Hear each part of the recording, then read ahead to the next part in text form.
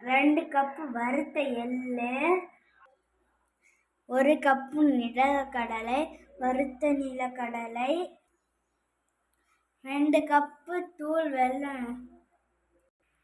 வறுத்த எல்லாம் மிக்சியில் போட்டு நல்லா கொரன்னு அடித்து எடுத்துக்க போகிறோம். இப்போது நீ பாருங்கள், இந்த பதத்துக்கு வறுத்து எடுத்து நம்ம அடித்து பவுட்ரு பண்ணி வச்சுருக்கோம்.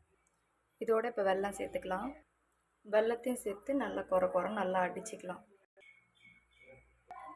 வெல்லமும் எள்ளும் கலந்து நல்லா மிக்சியில் பவுட்ரு மாதிரி இது பண்ணி எடுத்துக்கிட்டோம்.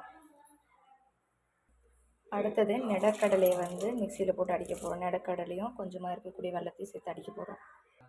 இப்போ அடித்த கடலைப்பருப்பு, அதுக்கப்புறம் இந்த எள் எல்லாத்தையுமே ஒன்றா கலந்து விட்டுட்டு அதுக்கப்புறம் நம்ம உருண்டையாக பிடிச்சிடலாம். இப்போது நம்ம தேவையான சைஸுக்கு நம்மளே உருண்டை பிடிச்சிக்கலாம். பெருசாக வேணாலும் சின்னதாக வேணாலும் பிடிச்சிக்கலாம்.